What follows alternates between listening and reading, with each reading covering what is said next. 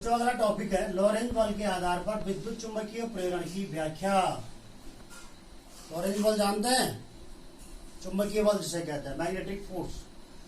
अर्थात मैंने यहाँ पीछे से लिखा फैराडे नियम। फैराडे का नियम निकालना। फैराडे का नियम जानते हैं, पढ़ा है तुमने, विद्युत चुंबकीय प्रेरण संबंधी फैराडे का नियम पढ़ा है।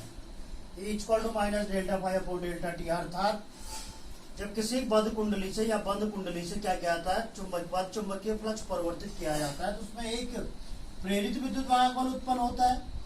और प्रेरित विद्युत वाहक बल उत्पन्न होता है जो चुंबकीय फ्लक्स परिवर्तन की ऋणात्मक दर के बराबर होता है। ऋणात्मक दर के बराबर होता है, तो उसका हमने निगमन करना है। तो लॉरेंज बल के आधार पर क्या कर रखा है, एक सर्किट बना रखा है कि यू आकार का एक चालक है। यू आकार का एक चालक, इसका नाम लिया मैंने LMNO। इसको हमने क्या कर दिया, चालक तार है, इसको यू आकार में मोड़ दिया। इसको चुंबकीय क्षेत्र में रखा गया। चुंबकीय क्षेत्र इस तरह वर्टिकल रखा गया। ये स्टार जो है चुंबकीय क्षेत्र V को रिप्रेजेंट कर रहे हैं, और इस चुंबकीय क्षेत्र के हॉरिजॉन्टल अर्थात दोनों लंबवत है, ये यू आकार का चालक लटका दिए, लेटा रखा है यहाँ पर। ठीक है, चुंबकीय क्षेत्र में रखा गया है, लेटा गया, सुलाया नहीं है, रखा गया है। इस यू आकार के चालक पर एक P प्रकार का चालक रखा गया, सीधा चालक PQ, एक चालक रखा गया। माना इसकी लंबाई कितनी है, L। अब हम जानते हैं कि जब किसी चालक को चुंबकीय क्षेत्र में रखा जाता है, तो इससे पहले आप टॉपिक पढ़ चुके हैं। इस चालक पर मैंने क्या लिखा है कि V वेग लिखा है, अर्थात इस PQ चालक को इस चुंबकीय क्षेत्र में V वेग से गतिशील कराया जाएगा। चुंबकीय क्षेत्र में आगे पीछे खिसकाया जाएगा। तो यहाँ पर आगे की ओर तीर का निशान है, इसका मतलब इसको चुंबकीय क्षेत्र में दाईं ओर गतिमान कराया जाता है। और जब चालक गतिमान होगा तो चालक किससे मिलकर बना होता है, मुक्त इलेक्ट्रॉनों से। धनायन भी होते हैं। कोई पदार्थ, परमाणु संरचना आपने पढ़ी है, कोई भी पदार्थ क्या होता है, पॉजिटिव और नेगेटिव दोनों प्रकार के होते हैं उसमें। परमाणु संरचना में नाभिक पॉजिटिव हो गए, उसके चारों ओर इलेक्ट्रॉन होते हैं, तो यहाँ धनायन भी होगा और ऋणायन भी। अर्थात इलेक्ट्रॉन क्या होते हैं, जो ऋणावेशित होते हैं, मुक्त होते हैं, अर्थात गतिशील होते हैं। तो आवेश वाहकों पर बल लगता है, चुंबकीय बल, उसे कहते हैं लॉरेंज बल। Fm equal to QVB sin theta. अब चूंकि ये V और B हमेशा परपेंडिकुलर होता है, थीटा इक्वल टू 90, तो Fm इक्वल टू QVB, ये मैक्सिमम वैल्यू चुंबकीय बल की। अब इससे आगे समझने वाली बात है, जब धारावाहिक चालक, जो चालक है, उसको चुंबकीय क्षेत्र में रखा है, इस पर चुंबकीय बल, जो आवेश वाहक उन पर बल लग रहा है, चुंबकीय बल। चुंबकीय बल लगेगा आवेश वाहकों पर, क्या होगा, अगर किसी लड़कियों को अगर मैं धक्का दे दूंगा तो क्या होगा, मतलब फोर्स लगेगा, गतिशील होगी। दिमाग की बात है, गतिशील होगा। गतिशील होगा तो वही चीज यहाँ पर, जब आवेश वाहक पर क्या लगेगा, बल लगेगा, तो वो क्या होगा, गतिशील होगा। गतिशील होगा तो आवेश वाहक क्या ले जाएगा अपने साथ, आवेश ले जाएगा, तो क्या प्रवाहित होगी, धारा। अर्थात ये जो चालक हो जाएगा, ये धारावाही चालक कहलाएगा। क्या कहलाएगा, धारावाही चालक। इसमें धारा प्रवाहित हो रही कितनी है, I एम्पियर की। तो धारावाही चालक होगा, तो धारावाही चालक को चुंबकीय क्षेत्र रखने पर क्या होता है, बल लगता है। धारावाही चालक पर लगने वाला बल इक्वल टू क्या होगा, IBL sin थीटा। ये चालक भी क्या रखा है, इसके परपेंडिकुलर रखा जाता है, यहाँ चुंबकीय क्षेत्र के लंबवत होता, तो थीटा इक्वल टू 90, अर्थात 90, थीटा इक्वल टू 90 पर मैक्सिमम वैल्यू आती है, तो F इक्वल टू IBL। ये इसके बाईं ओर को लगता है।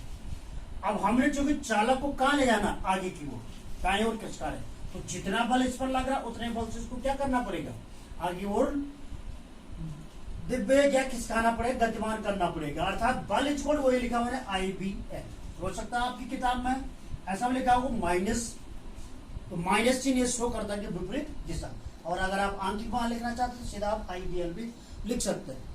अब जब इसमें बल लग रहा है, धारावाहिक चालक पर एक बल लगेगा, तो इस बल के कारण वो चालक डिस्प्लेस्ड हो जाता है, विस्थापित हो जाता है, और उसकी स्थिति अब दर्शा रहे माने RS। ये PQ से विस्थापित होकर कहां पहुंच गया, RS। और इसका डिस्प्लेसमेंट माना कितना है, डेल्टा x। विस्थापन कितना है, डेल्टा x। तो जब बल होगा, विस्थापन होगा, तो क्या होता है, बल बराबर विस्थापन बराबर क्या होता है, कार्य। तो W equal to F into delta X. IBL F का मान रखा IBL इंटू डेल्टा एक्स। अब डेल्टा एक्स क्या है, विस्थापन, दूरी। तो विस्थापन बराबर क्या होगा, वेलोसिटी इंटू टाइम। जैसे दूरी बराबर क्या होता है, चाल गुणा गई समय, पता है, कक्षा 6 में पढ़ा है। तो दूरी इक्वल टू हो गया आपका velocity into time, displacement equal to velocity into time, या दूरी बराबर चाल गुणा गई समय। तो W equal to I V L into V into delta T, delta X की वैल्यू पुट अप कर दी। अब I equal to Q upon delta T पढ़ा है, तो Q equal to I into delta T, अर्थात आई इंटू डेल्टा टी की जगह क्या रख दिया हमने, क्यू। तो डब्ल्यू इक्वल टू हो जाएगा we L we into Q. तो ई इक्वल टू विद्युत वाहक बल की परिभाषा आपने पढ़ी है, electromotive force, E equal to होता है डब्ल्यू अपॉन क्यू।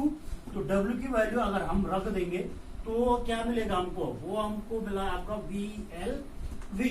और चूंकि हम जानते हैं ई इक्वल टू होता है minus delta five upon delta T. किसका नियम है, किसका नियम है, ये नियम है हमारा किसका, फैराडे का नियम। किसका नियम है, फैराडे का नियम।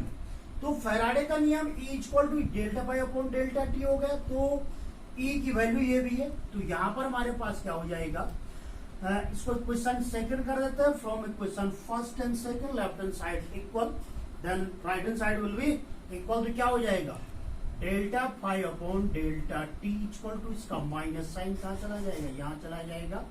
तो ये हो जाएगा माइनस बी एल वी, या minus delta five upon delta T equal हो जाएगा बी एल वी। और यही बराबर क्या है हमारे पास, ई। तो ये हम पहले भी पढ़ चुके हैं, E equal to V L V, प्रेरित विद्युत प्रेरित विभवांतर हमने पढ़ा, किसी चालक क्षण पर प्रेरित विभवांतर।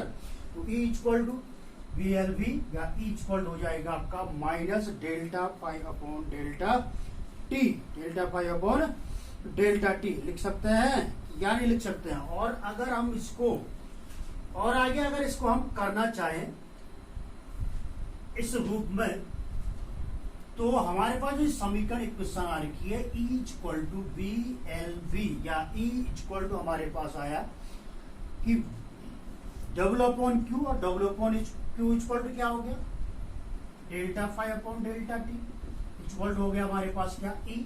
और ई की वैल्यू क्या है हमारे पास, वी एल वी। तो बी एल और वी, वी का मतलब हो गया, अगर मैं इसको ऐसा लिख दूं, V L into delta V upon delta T, delta V upon delta T, delta V upon delta T, sorry V को लिखो delta X upon delta T. Velocity equal to दूरी, डिस्प्लेसमेंट अपॉन टाइम, जो भी थोड़ी देर पहले बताया था मैंने। तो हमारे पास क्या हो जाएगा, ई इक्वल टू हो जाएगा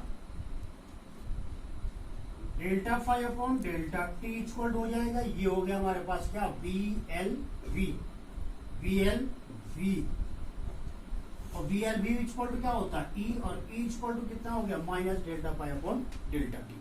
इसको ऐसा भी कर सकते हैं, अर्थात लॉरेंज बल के आधार पर विद्युत चुंबकीय प्रेरण की व्याख्या। विद्युत चुंबकीय प्रेरण का नियम क्या होता है कि E equal to minus delta five upon